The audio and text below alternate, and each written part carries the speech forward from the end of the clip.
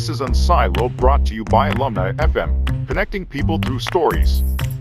Welcome to Unsiloed. This is Greg LeBlanc, and I'm here today with Martin Blaser, who is professor of medicine and the director of the Center for Advanced Biotechnology in Medicine at Rutgers University. He's the author of this book right here, Missing Microbes, How the Overuse of Antibiotics is Fueling Our Modern Plagues. And also, I think the founder of, if I got this right, the Bacteria Museum, which I'll have to, you know, learn a little bit about that. I don't know. I guess it's a visual museum, so I don't have to wear my hazmat suit when I go there. I presume. Welcome, Martin. Yeah, thank you. The Bacteria Museum was an idea ahead of its time. I don't think it's no longer in existence. It was a virtual museum, but we started about 20 years ago, more than 20 years ago. Well, I think that the story of medicine is one of continual progress, right? Humans have gotten healthier and healthier over the years due to modern science, modern medicine, both theory and practice. Our life expectancies have gotten longer. Our quality of life has gotten better. But of course, at the same time, we've seen a rise in certain diseases, certain ailments. While most have gone down, we've seen some go up, such as things like diabetes, certain types of allergies and immunological disorders, certainly things related to obesity. Um, and, uh, and some people wonder if this is a necessary byproduct of the efforts that we have made against those other diseases, in particular, the efforts against infectious diseases and the war on bacteria. And I think your book, Missing Microbes, which I now think is probably it's almost 15 years old, but it really tells this story of how we kind of came to understand the potential drawbacks that come along, or at least the cost or the price that we pay for the wonderful antibiotics that we've developed over the 20th century. Um, so I want to hear a bit about your story because you're I guess a heliobacteriologist, which is a thing, and that story of the discovery of H. pylori and its role in gastric ailments, I mean, that really is one of the profound stories of the 20th century. And I think that when the story first came out, you were very skeptical, but it has subsequently upended your life and shaped your research trajectory ever since. So maybe talk a little bit about, I heard earlier we were talking how you're an economics major. Hey, how did you wind up getting into the study of bacteria? Yeah, thanks. Thanks for your question. I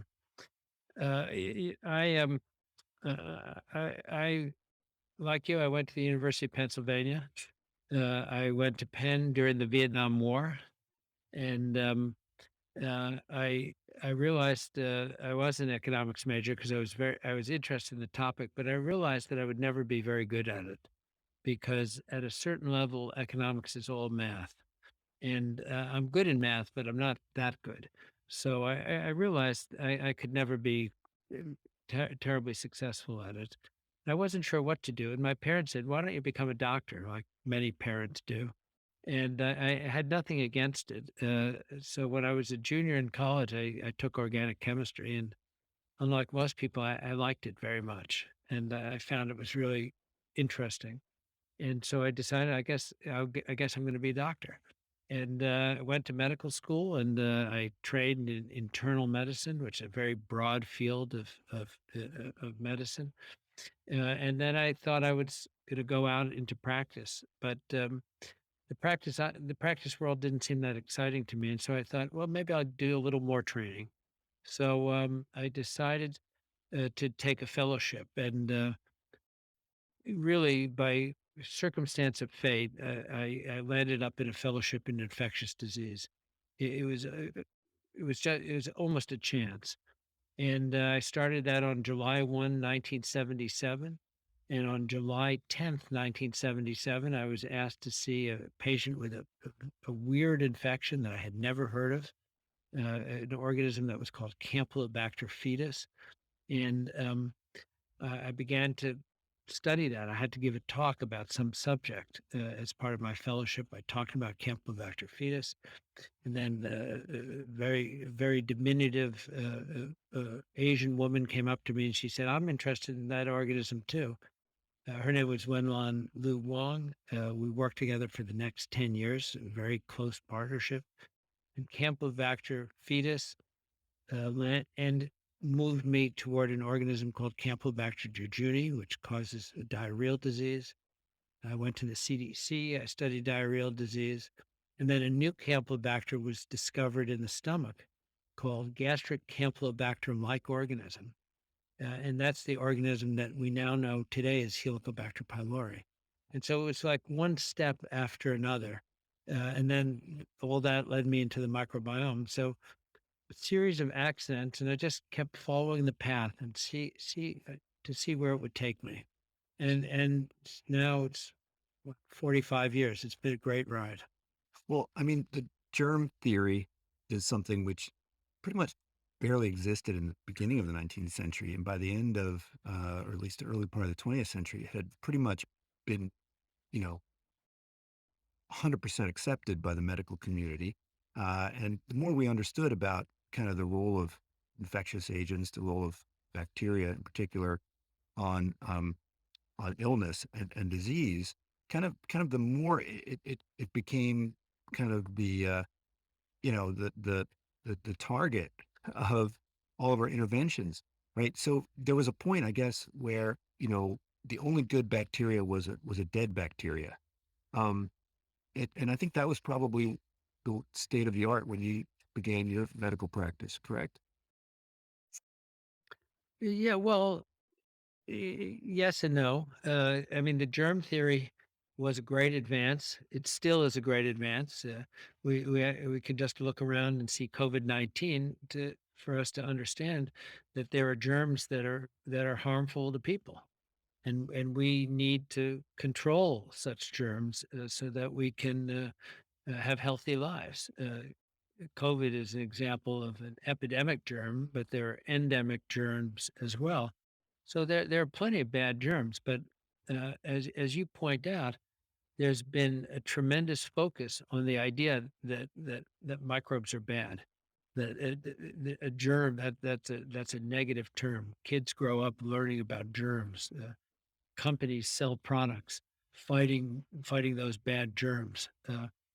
But in fact, we live in a bacterial world. The bacteria formed the biosphere. Bacteria were the first form of life on Earth, and they have been and continue to be the dominant form of life on Earth. And as Stephen Gould said, it was, is now, and will be till the world ends, because we are built in a bacterial world. And most of the bacteria in the world are irrelevant, are not directly relevant to us. You might say they're neutral. But there are many bacteria that are beneficial to us in many ways. And I think in the last 20 years or so, there's been a growing appreciation about these beneficial microbes and how, in fact, our human body is a partnership between us and our microbes. It's very clear it's a partnership. And so the things that we're doing that have effects on our microbes. These are unforeseen, collateral effects. And Missing Microbes, the book is about how we've depleted so many of our beneficial microbes and the consequences of doing so.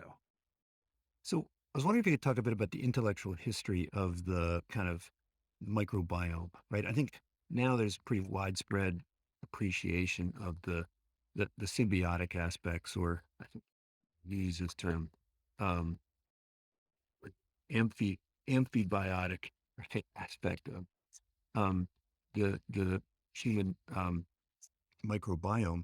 But what were sort of the early developments in this area? When did people first start to think about the symbiotic aspects of bacteria for humans? Well, the the the human discovery of microbes is in the 17th century. Von Leeuwenhoek invented the microscope, and he looked at his own saliva, and he saw all these little moving objects, which he called animalcules, which we know are protozoa and bacteria. And so the world of science has been aware of bacteria at least for a few hundred years. And but as you point out, some of the great advances of the 19th century, the advances of Pasteur and Robert Koch and others, found the cause. There were many terrible plagues of humankind, like cholera, typhoid fever, and tuberculosis, and these all turned out to be due to bacteria. What we call strep throat and different kinds of pneumonia. These were all serious diseases. Pertussis, uh, um, tetanus, many important diseases were caused by bacteria, and that's why there was this focus on bad organisms. But really, even from the time of Pasteur, there was a realization that there were beneficial organisms, and in microbiology and in environmental microbiology, veterinary microbiology, and in human microbiology, we used to call the microbes that live in us, which today we call it the microbiota. In the old days, we used to call it the normal flora. We doctors knew that there was a normal flora, and that it was a two-edged sword, that it had benefit to us, but it could get out of control. In other words, you could have we have trillions of organisms in our intestine, and if there's a knife wound or a bullet wound, and some of those organisms move over like 1 inch from the center of the intestine into your body tissues, um, that's what's going to kill you. Those organisms in the wrong place. So we already knew that that the beneficial organisms had a bad side, and over time, we learned that they had a good side, that these organisms make vitamins for us, and they help us digest our food, and that they train our immune system, and they help us fight against invaders. So all of this, those general outlines were known 30, 40 years ago. Yeah, I was kind of amazed at the list of things that you mentioned are influenced by bacteria in the body, including the menstrual cycle, even blood pressure, right? Mood, digestion. And you might say, I think that pretty much all the chemicals in our blood are derived in part from bacteria. Not all, but not all, but a very sizable fraction. I mean, I think the simplest statement is that human life is a partnership between we and our cells and the microbes, and they're in constant communication, and they're keeping us alive. And you cite the numbers where I think the number of cells, bacterial cells, outnumbers human cells by over 3 to 1, and the number of bacterial genes outnumbers human genes by a much, much, much larger factor, right? Yeah, at least 100 to 1. So if we just do a census of the genes, the unique genes in the human body, we're 99% bacterial. And this is it's by the way, it's not just humans, it's actually every animal, because bacteria existed in the world before plants and animals. So every plant, every animal that evolved had to evolve in a bacterial world. And they formed friendships and alliances so that the good bacteria keep away the bad bacteria. Plants have enemies, animals have enemies. And this has all happened, over the last 500 million in animals over the last 500 million years. This is not a recent event. Every animal has its own microbiota that is not accidental, that has evolved. has co-evolved with its host. Now, I'm pretty sure that I'd be dead by now if it weren't for antibiotics. Had a couple of infections, and I think you describe in the book when you had sort of a paratyphoid incident, which probably was you probably were saved by antibiotics as well. Um, but the concern today is about the overuse of antibiotics, and I think that there's two concerns, right? One is that we're stimulating the development of uh, resistant bacteria. And so maybe, we should probably talk about that. But also how the microbiome is being disrupted, which opens the door for all sorts of bad things. But maybe to just dig into the resistance issue, could you talk a bit about how much antibiotic usage is there right now? I mean, the statistics that you provided in the book were, again, it's 15 years ago, and they're pretty dramatic. Has there been, and you talked about some trends that might be moving in the other way, but what's happened with those trends? Where are we in terms of antibiotic usage in humans? And then we can talk a bit about in livestock. Well, um, there are many things to say, and I'll try to say them in a logical order. The first thing is that the discovery of antibiotics is one of the great discoveries of the 20th century of humankind, because antibiotics allowed us to control serious bacterial infections.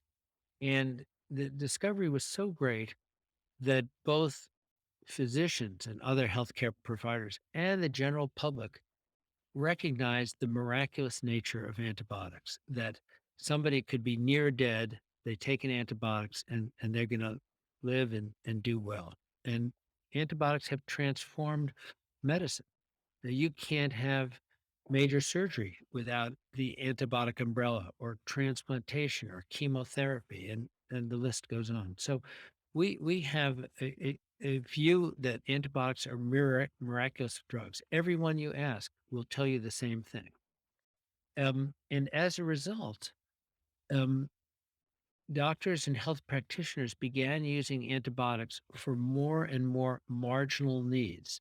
That not just the person dying of pneumonia, but the person coming to the doctor who has a cold or who has an ear infection. These are not life-threatening infections. So antibiotics began to be overused shortly after they were introduced, and the amount of overuse is tremendous. Recently, the CDC estimated that about a third of the antibiotics used in the United States in people are unnecessary. My own estimate is that it's about 60%, that it's more than half of all the antibiotics used are unnecessary. And so now the question is, when you use a lot of antibiotics, what happens? Well, before we get Antibiotics into that, change. just why do you? I mean, is it based on the belief that um, well, there's no negative impact. So even if there's a Yeah, marginally that's positive impact, it pays to do this. yes, that's exactly that's the point, is that we have overestimated the benefit of antibiotics, and we have underestimated the cost. There's economics. Underestimated the cost because the typical thought of the medical practitioner, and you've probably heard it in your life, the doctor will say, well, this might not help you, but it won't hurt. But maybe it does hurt. And missing microbes, and further work, it's clear that there is a cost, a biological cost to using antibiotics. And if the use is marginal enough, then the cost is going to exceed the benefit. If you're dying of pneumonia, then the benefit is huge. But if you have an ear infection, maybe the benefit is so small, that it, in fact, it may be negative. The cost may be greater than the benefit. So so one important point is that antibiotics were discovered and utilized, and before there was a great understanding about the microbiome. And there was a belief, which turns out not to be correct, that after you take an antibiotic, it'll perturb the microbiome for a while, and then everything will bounce back to normal. That's the widespread belief. In fact, it's not true, and there's more and more evidence that it's not true. I think that every time you take an antibiotic, a couple of the thousands of species in your body go extinct. They're gone. You know, if you have billions of one strain, it's not going to go extinct. But what if at a certain time you only have hundreds of another strain? It'll be gone. So what's clear is that antibiotics were designed to treat pathogens, to treat bad organisms. But when you take an antibiotic, it goes into your bloodstream, and it will affect the bacterial populations everywhere in your body. You might have an ear infection, but it's going to go in your bloodstream, and it will affect the bacterial populations in your skin, in your gut, in a woman's vagina, in their mouth. And antibiotics are selective agents. They will inhibit or kill some organisms, and other organisms will be naturally resistant to it. The ones that are inhibited will do bad. The ones that are resistant will do well. So the population shifts. There are changes in the population. So antibiotics have collateral effects. And so I think about the effects of antibiotics on human ecology like the proverbial iceberg. The tip of the iceberg is antibiotic resistance. We've known about that actually in Fleming's Nobel Prize speech. He talked about antibiotic resistance. When he got the Nobel Prize in 1945 for the discovery of penicillin, he already talked about resistance. We've known about it now, for almost 80 years. But the body of the iceberg is the effects of the antibiotic on the microbiome and on how it has changed the microbiome and then leads to changes in physiology and ultimately to risk of disease. That's the body of the iceberg. Science is just understanding it. And one of the reasons I wrote Missing Microbes, actually it was published 8 years ago, but the ideas go back for me almost 20 years. It took me a long time to get it on paper. My crusade, I have two crusades. One is to do the work to understand exactly what antibiotics are doing and how we can counteract the bad part so we can improve our use of antibiotics.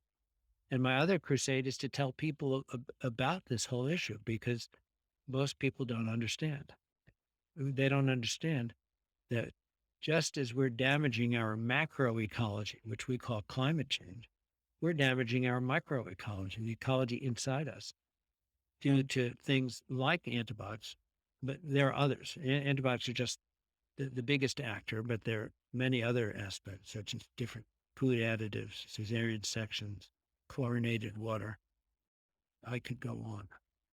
Well, if we look at those two issues separately, right, the impact on the microbiome is a product of the kind of indiscriminate nature of the antibiotics, right? So, we use these broad spectrum antibiotics and it's like carpet bombing, right? So in order to get at the one bad bacteria, we inevitably have all of this collateral damage, right? And one solution to that you talk about in the book is developing kind of more precision antibiotics. Okay, now with precision antibiotics, you'd still have the concern about antibiotic resistance, right, for that specific bacterium, right? Yeah, yes, but if I mean, by the way, this gets us into another economic issue, and that is that the whole marketplace for antibiotics is broken. Is broken in many regards because of modern industry and science. Most antibiotics are very inexpensive to produce. The cost of a course of antibiotics, the actual manufacturing course of antibiotics, might be less than $1 for all of them. If we wanted to develop narrow spectrum antibiotics, it'd be a big development cost. And so what why would you use a $200 antibiotic when you could get away with a $5 antibiotic? But that's what we will need to do because it's a false economy. That $5 antibiotic is a false economy. And you know, our work and the work of others, and work since my book has been published, shows that a very strong association between early life use of antibiotics in children, young children, and the risk that they will develop obesity and asthma and food allergies and celiac disease and neurodevelopmental problems like ADHD and learning disabilities, and some evidence for autism as well. So these are all the diseases that have been rising during the antibiotic era. And uh, it might be a coincidence, but in fact, more and more data is coming out that it is not a coincidence, that this is one of the costs of our tremendous use of antibiotics. So imagine a scenario 10 years from now, where a mother comes in with a kid who has a strep throat, which needs to be treated, and we can say, we can give you the broad spectrum antibiotic, but that will increase your child's chance that they'll become obese, get juvenile diabetes, become autistic, et cetera, develop asthma, 1%, 2%, 3%, and it's cumulative across courses. The more courses, the greater the chance. Or we can treat you with the $100 antibiotic, which is just going to get strep. It's just going to be narrowly focused. Which do you choose? And the parents are going to choose the one that is more rational. And so the marketplace will absorb the greater cost once we educate people, and once we can actually develop the products and actually develop the diagnostics. One of the big advantages of a broad spectrum antibiotic is that even if you don't know what's causing it, you can generally make it better with the antibiotic because they're broad in spectrum. But that has collateral costs. That, as you say, that's the carpet bomb. I'm hoping that one day we will have a strepsilin that will just be against strep, and an E. coli cillin, and a Klebsiella cillin, and a Pseudomonas cillin, or whatever we'll call them, so that once we know this person has an infection with E. coli, we're going to just treat that organism, and that's going to minimize the collateral damage. Well, I want to get into the specific research around the harms associated with overprescription, but what about the incentives of the doctors? I mean, I think it sounds like you have big faith in kind of just education and awareness, right? So that the patient has a choice, doctor has a choice, and they can work through all the different trade-offs. But isn't there also pressure on doctors to alleviate um, the problem that they're presented with in the moment? I mean, I've spoken to other folks on the podcast who talk about the overprescription of, say, opiates, right? Where the doctor's dealing with pain in the moment, and the addiction is down the road. That's somebody else's problem, right? So, are doctors forced under the pressure of whether it be economics or just time constraints to kind of just deal with the patient in the moment? And if baby has an ear infection, you deal with that. And if they get obesity and diabetes a few years later, that's somebody else's problem. I mean, how do you is it just a matter of educating doctors to understand the ripple effects, or is there's something kind of almost inevitable about the prioritization of kind of immediate fixes? No, it is not inevitable. And again, this is a longer story. I can just tell you that whenever you look at antibiotic prescribing, the first thing that you find is that there's tremendous variability among prescribers. There's not just one kind of thing. Whether you look within a state, within a country, um, there's variation. Some doctors prescribe more, and some prescribe less, and it's very characteristic of that doctor's practice. That's point number one. Second point is that doctors, sometimes the patients come in and they say, give me an I don't feel well, give me an antibiotic. And the doctor is under pressure to do that. And they don't want to lose their patient. They know that if they don't, the patient will go to somebody else who will give it to them because of this variation.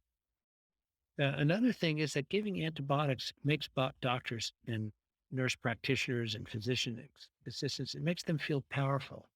They think, well, I'm going to do something that's really going to help that person, even in the cases when the use is marginal, which is, as I said, is most of the time. So there's a very funny psychology about antibiotics, in part because of our belief of its miraculous nature. Last year, I published a paper with three anthropologists about reasons accounting for the reasons for the variability antibiotic use, and it's economic, it's psychological. It's a complex story. It's kind of like the story of humans. And interestingly, in that paper, we showed a graph of the variation in antibiotic use in the United States by state. And what's clear is that, well, I'll give you some numbers. A few years ago, the national average of antibiotic use in the United States was 833 courses per 1,000 population. That's per year. That's 5 courses for every 6 people. And that rate has been pretty constant for many years, year after year, 5 courses for every 6. But when you look at the map, you see that there are big regional differences. Northeast, it's about the national rate. Midwest, it's about the national rate. In the West, it's much lower. It's like 650. And in the South, it's 950. There's a 50% difference in the rate of antibiotic prescribing in the South compared to the West. There is no 50% difference in the rate of serious bacterial infections. This reflects the practice of medicine and the culture of medicine. This is true across all age groups. It's been true year after year. What's interesting is that if you superimpose that map of the variation in antibiotic use and the map of opioid use, it's the same map. You see the same characteristics. So whatever is predisposing providers in a given state to make antibiotics, it's the same thing with opioids. Interestingly, we found a third map that looks about the same, and that's the map of church attendance in the United States. And church attendance is about belief in higher authority. In that case, the higher authority of God. And antibiotics are a kind of higher authority also. Doctors who practice and use a lot of antibiotics, they are psychologically higher authorities as well. So they're very interesting power. And the fourth map that I'll tell you about, which wasn't in that paper, but was in another paper we published, is that if you take the map of antibiotic variation use and the map of obesity in the United States, they are superimposing. And that's one of the many pieces of evidence that antibiotics are part of the obesity epidemic. Well, maybe we can talk about that because I think you discussed the use of antibiotics in livestock in the book. And if anything, we use more antibiotics with livestock than we do with humans. And I read recently that China, they use, I think, 10 times as much antibiotics per capita um, than they do here in the US. I found that. About 5 times, about 5 times as much. Now, is that in humans or is that in humans plus livestock? That's in humans, and the livestock use is also enormous in China. Here's the point, and that is that about 75 years ago, agricultural scientists found that if you feed low doses of antibiotics to livestock, they'll grow faster. They get bigger, and they get bigger faster, so you can bring them to market earlier. So, for a few pennies of antibiotics in their food or water, you can improve production by 10 or 15%, and you can do it faster. So this is what's called growth promotion. And the reason that farmers do this is because it works. That's why so much antibiotics are used, not just in the United States, all over the world. The farmers are using antibiotics to promote the growth of livestock. And that's, in fact, for me, I have a few eureka moments in my career. One of the eureka moments happened almost 20 years ago when I was guiding a young doctor who was thinking about a career in endocrinology, and he was wondering if he would do work about obesity. And I said to him, I said, well, you know that farmers use antibiotics to fatten up their farm animals. And just as I said that, all of a sudden I thought to myself, well, I wonder if that's what we're doing to our kids. That put me on the path where I am today, which is to study the validity of that statement. And we found a lot of evidence that supports that point. And one of the things that the farmers found is that the earlier in life they start the antibiotics, the bigger the effect. So this means that it's a developmental phenomenon. It's happening as kids are developing.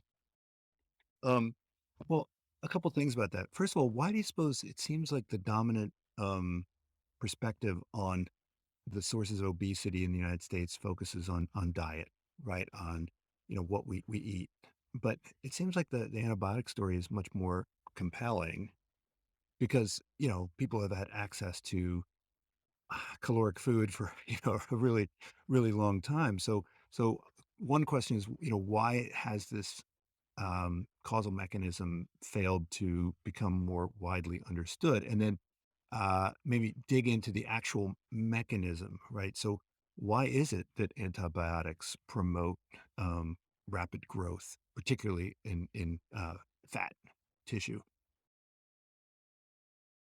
Um, I think the part of the answer to your question is because of our mindset of antibiotics as miraculous. We've given antibiotics a pass. We just it's just it's like it's a sacred cow. But again, that's one of the reasons I wrote Missing Microbes is to bring this to people's attention.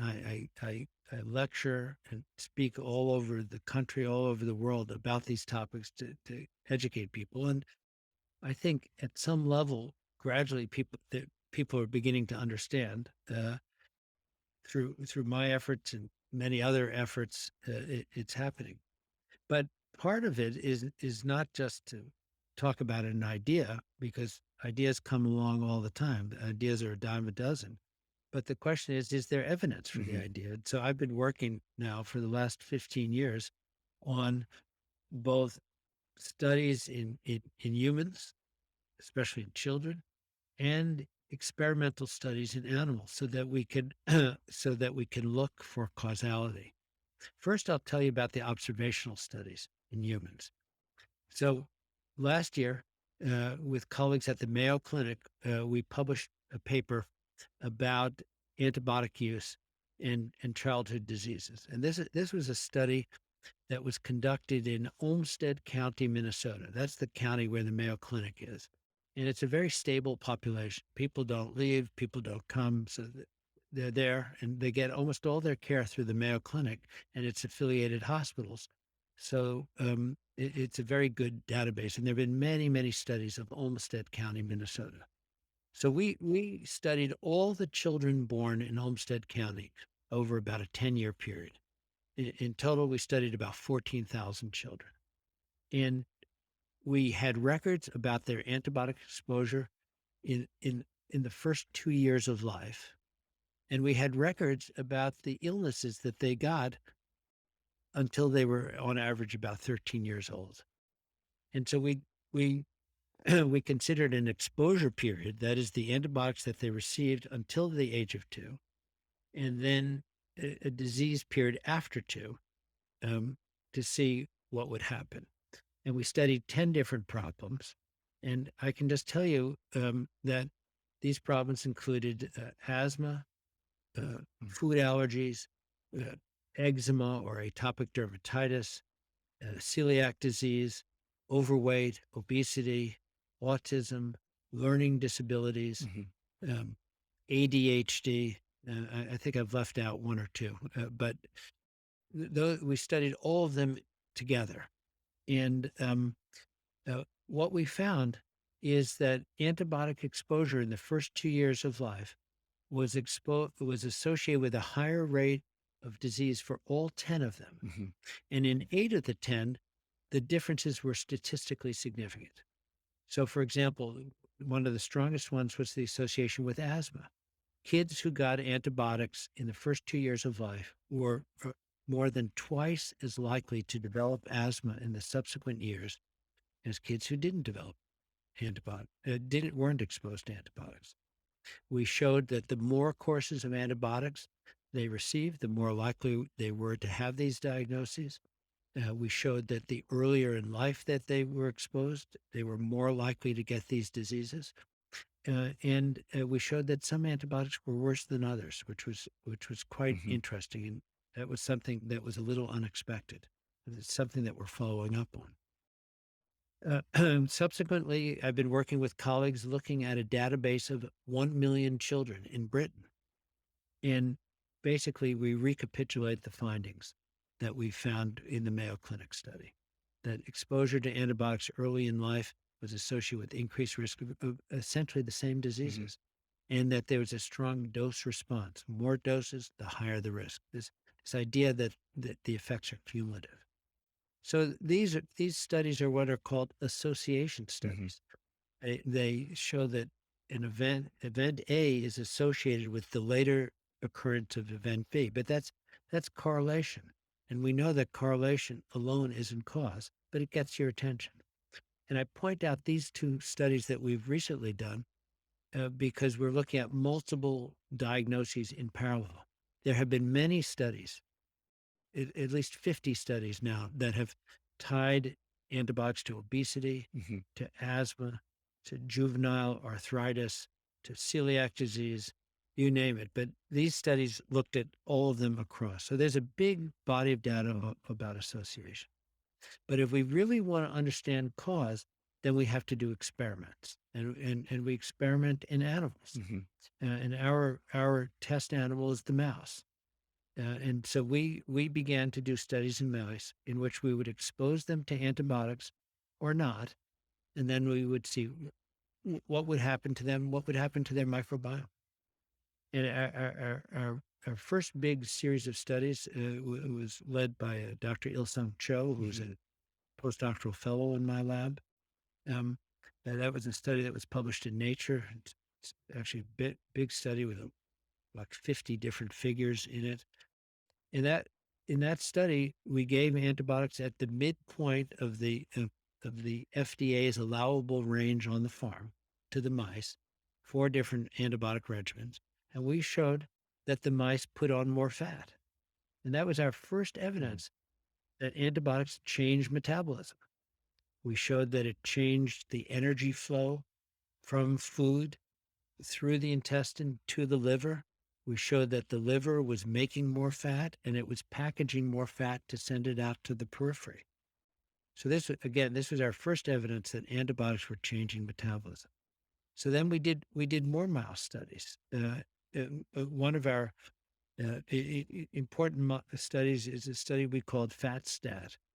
We asked if antibiotics make mice fat, what happens if we give them more Hmm. calories? The diet hypothesis that you mentioned. Would they become fat? Would they become fatter?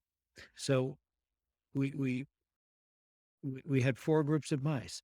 Uh, uh, the mice that were on normal food that didn't get Hmm. antibiotics, mice that got antibiotics alone, uh, mice that got high fat diet alone, and mice that got both. And what we found is that when we fed them antibiotics as we expected, they got fatter. If we fed them high fat diet, they got fatter. And if we fed them both together, they got Hmm. very fat. And this was true in both male mice and female mice, although the effect was higher in female mice, which shows you that life is unfair. We showed that it changed metabolism of the liver, and we showed that it changed immune cells in the gut and the development of immunity. And then we did two further important experiments. In the first experiment I told you about, they were getting the antibiotics for their whole life. But we asked, how about if we just give them a short course of antibiotics, will we get the effect? And the answer is that we did. If we start the antibiotics early in life, right, the first few weeks of life, we got the full effect. And then we stopped it. And then we asked, what are the antibiotics doing to the microbiome? So we studied the microbiome first. Um, uh, we studied mice that got antibiotics or not, and in the first few weeks, we could see a little difference between the antibiotics, the mice that got the antibiotics or not. And then we looked at the group that we gave antibiotics to for 4 weeks and then stopped. And the group that continued on antibiotics, the groups that never saw antibiotics.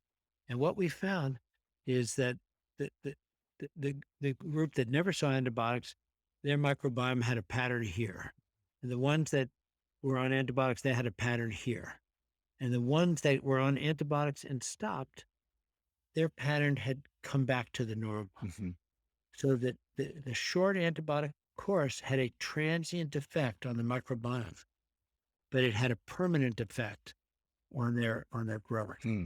And that showed us that there are critical developmental windows, that if you alter the microbiome during a critical window, there are long-term consequences.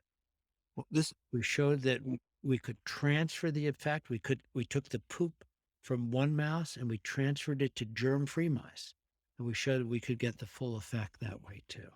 So that the signal was in the altered microbiome. And we've done many experiments now on asthma, on juvenile diabetes, on inflammatory bowel disease, all showing these same kind of principles. So this is fascinating because it's not simply about the quantity of antibiotics that people are exposed to, but kind of the timing of it. And the earlier the administration, the kind of bigger the impact will be in the long run. And I think children today are given it's kind of routine administration of antibiotics, even from at the moment of birth. They're exposed to some antibiotics, and presumably they're exposed Right. to substantial amounts while still in the womb. Well, I'm going to tell you, I'm going to tell you kind of the worst news, and then we'll change to happier subjects, how we're going to fix this. Hmm.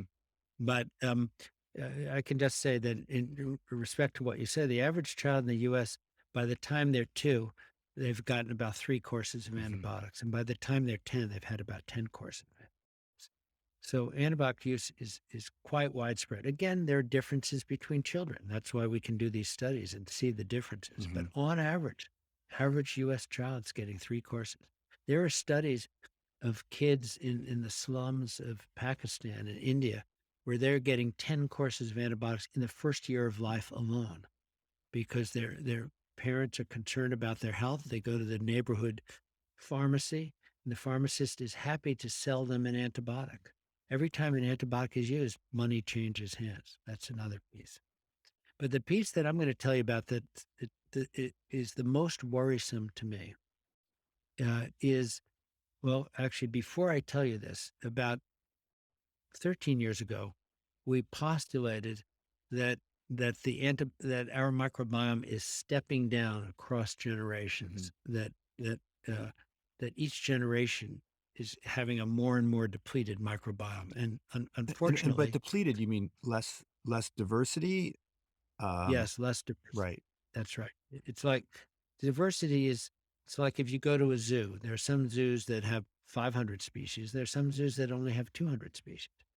In studies that my wife led in the Amazon, when she looked at people in the Amazon, they have twice the Hmm. diversity that we do. And there's evidence that basically theirs is normal, and we are Hmm. losing diversity. We have lost about half of our diversity already. Hmm. So this is kind of theoretical work, but we actually have experimental results. Well, we have observational results, but then we did an experiment. Um, and this is a little complicated experiment, but I'm going to explain it to you. So we work with germ-free mice. These are mice that have no bacteria. They're mice that are born in a bubble. Hmm. And what's nice about germ-free mice is that we can give them any bacteria we want and colonize them, or any group of bacteria. So we can give a germ-free mouse poop from another Hmm. mouse and then see what's going to happen. So we did an experiment with an inbred group of mice. These are mice that are likely to get inflammatory bowel disease like Crohn's Mhm. disease or ulcerative colitis. They're called IL-10 knockout mice. And their colon becomes very inflamed. That's normal. So we studied germ-free mice that were IL-10 knockout. And we decided that we would conventionalize them, that we would give them poop back, either normal poop from a mouse or poop that had been perturbed by an antibiotic. So we conventionalized these mice, but it turns out that the mice that we studied by design were pregnant mice. So the pregnant germ-free mice got normal poop or they got antibiotic Mhm. perturbed poop. And now they were conventionalized. The pregnant mice soon gave birth to their babies, and we followed the babies till they were middle-aged. And then we looked at their intestines and we looked at their microbiome. The first thing is that the antibiotic perturbed poop that they inherited from their Mhm. moms was very deformed. The abnormality lasted into the next generation. Mm. But then since these were IL-10 knockout mice, we looked at their colon to see. And what we found is that the mice whose mother got the normal poop, they had the normal amount of Mhm. colitis, of inflammation of the colon. But the pups whose mothers got the abnormal Mhm. poop, their colons were markedly inflamed. They had 30 times more inflammation than the other. A very dramatic result. Now, what's important here to note is that those pups never saw an antibiotic.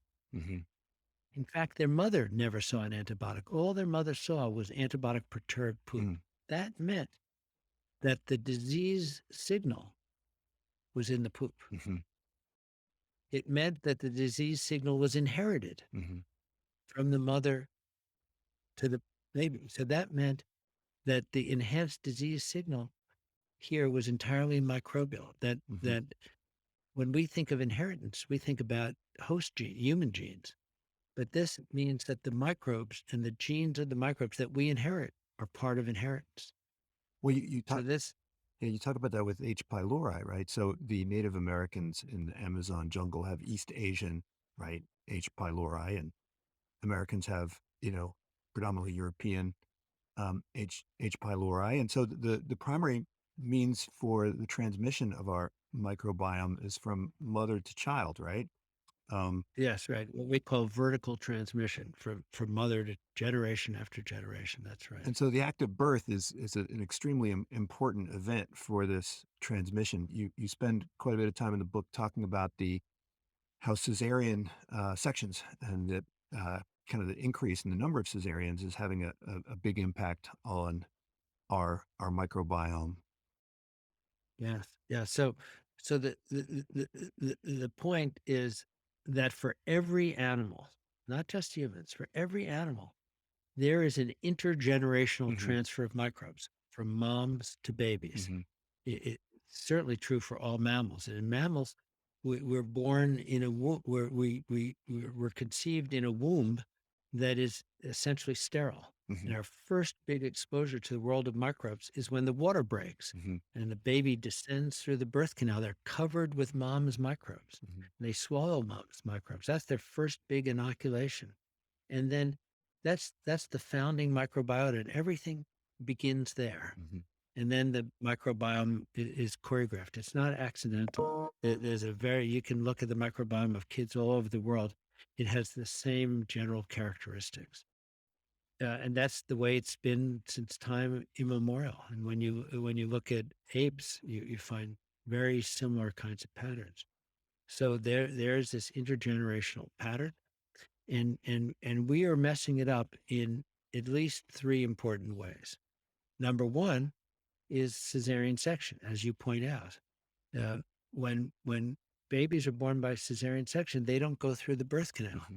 They miss that trip through the birth canal. And studies that we've done have shown that their microbiota does not normalize until after a year. First year of life, they've got an abnormal microbiome. And you'd say, well, you know, so that's not too common. Well, it turns out that in the United States, one baby out of three is born by C-section today. Hmm. In some countries, more than 50% of babies are born by C-section. It's kind of a medical fad that has gone out of control. And some of these countries that have high C-section rates are, are are Ecuador, they're Iran, they're Egypt, Mhm. they're Brazil. They're countries that you don't think of as the centers for medical learning Right. And I or think knowledge. Sweden is very low, right? And Holland and It's very yeah. Holland, right? So the countries with advanced medicine, C-section rates are 14 to 18%. Probably the real rate of C-section should be somewhere around 10 to 15%. In the US, a few generations ago, it was 18%. Mhm. Now it's 32%. So this is a kind of medical fad where everybody's happy about C-sections. The doctors are happy. They don't have to get up in the middle of the night. The hospitals are happy. They can bill more. And the mothers are happy. They don't have to go through labor. It's great for everybody. Insurance companies are happy. It's great for everybody except for the baby. So that's one big hit. Second big hit is antibiotics. The moms, more than 50% of the moms in the United States who are pregnant are receiving antibiotics during pregnancy, during the time leading up to and during that intergenerational transfer of microbes. And babies, of course, as I mentioned, are getting a lot of antibiotics. And then the third thing is that nature designed a perfect food for babies. It's called breast milk, and that's what all mammals do. That's the definition of a Mhm. mammal: is that they're born in a womb and they drink milk. Whether they're cows or chickens aren't mammals. Whether they're cows or mice or people, Mhm. they're drinking milk, and milk is designed to. It has chemicals that support the beneficial microbes. And formula kind of looks like breast milk, but it's not. It's similar in macronutrients, but it's missing a lot of the micronutrients that make breast milk Mhm. such a perfect food. So breast milk is designed to nourish the baby and to nourish the right microbes. So we're antibiotics, cesarean section, breast milk, all of these things are messing up the microbiome at the critical time, Mhm. just just when the microbiome is forming. So the question is, what trajectory is the microbiome going to go in? Is it going to go in this trajectory, or is it going to go in that trajectory? Uh, I, we have evidence that the trajectory is different, and that the early effects on the trajectory affect Mhm. development. They develop metabolic development, telling the fat cells how much energy they should save or spend. They they affect immunological development, what's a friend and what's a foe, and they affect cognitive development as well. So uh, this is enough to keep me busy. Well, I mean, if we look at the amount of money that's devoted to research and the amount of labor that's devoted to different aspects of research in medicine, it seems like the genome project gets all the attention, right? We're investing huge amounts in understanding the human genome and developing drugs that are built on that knowledge. But it seems like the microbiome, the benefit, the marginal benefit to research in this area seems so much higher. It seems like there's so much more to know here, and maybe so much more that we can develop in the way of drugs, right? That could potentially help regenerate the microbiome or come up with ways of getting the good from antibiotics without having to deal with the bad. Again, you have a little bit on probiotics and prebiotics, and I think the jury's still out on that. But I've received antibiotics probably a dozen times in my adult life, and I don't think recall a single time when any doctor ever even mentioned any potential disruption to my uh, microbiome. I went and got myself some probiotics thinking maybe, it might help, but I don't recall, anybody saying anything about that. Do we need to, why aren't we researching more? Why aren't we doing more research in this area? Why isn't the microbiome project considered to be kind of more potentially fruitful than, say, the Genome Project?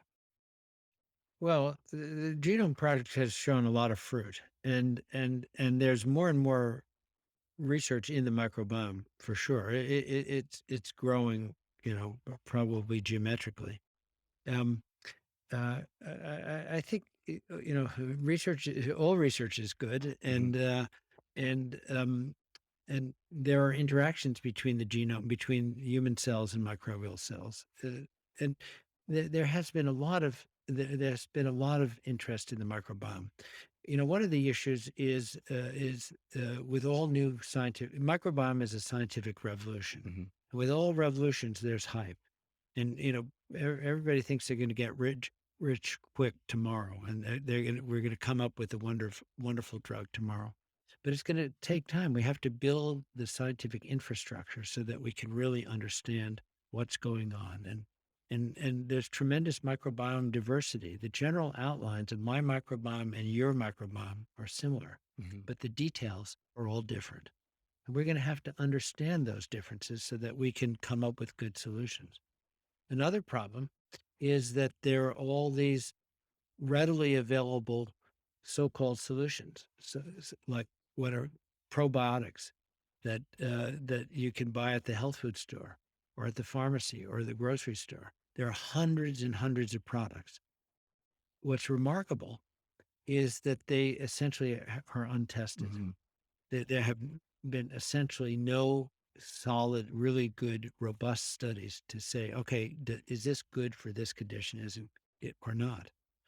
And interestingly, this idea of taking a probiotic after an antibiotic, at some level it makes sense, except when scientists in Israel studied the Hmm. question, uh, will the how soon will the microbiome recover if you take an antibiotic or if you follow up with a probiotic? And it turned out that in both mice and people, the recovery was slower Mm. after the probiotic. Hmm.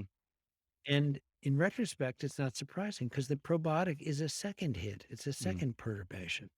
So this is the same kind of pseudoscience and people are buying probiotics by the millions. Uh, so I actually think there's a great future for probiotics, but they will be probiotics that are developed by science and that will be used for specific purposes. And it may be that your doctor will do a study of your poop and they'll say, okay, in your condition you need probiotic number 33, Hmm. and for me it'll be probiotic number 22. um so we have to do the science that is going to get us there. But I focus a lot on early life because it's so important, but there's a huge interaction between microbiome and cancer. There's evidence starting with our work and others about Helicobacter and stomach cancer and the lack of Helicobacter in esophageal cancer. And then there are different cancer evidence that there's a relationship between certain microbes and colonic cancer. Hmm. We're very interested in estrogen and the microbiome, which affects breast, ovarian, and endometrial cancers. People who look at tumors find that a tumor has a microbiome Hmm. that is part of the tumor environment. And one of the questions is, can we better diagnose cancers by understanding the microbial component of their tumor? Can we better prognose who's going to do well and who's not? And can we better treat by taking into account the microbiota contribution to the tumor as well? So these are very exciting frontiers because essentially all tumors that have been looked at have their own little microbiome. Well, in this book, Missing Microbes, you tell us about some fascinating findings of your research and others. But I think even more importantly, you list a whole bunch of research uh, possibilities and agendas, and the number of questions far exceed the number of answers. So it's been fascinating chatting with you, Martin. The book is called Missing Microbes. Um, so much more to do. Thanks again. Yeah, thank you. Thanks for your attention. This is Unsilo, brought to you by Alumni FM, connecting people through stories.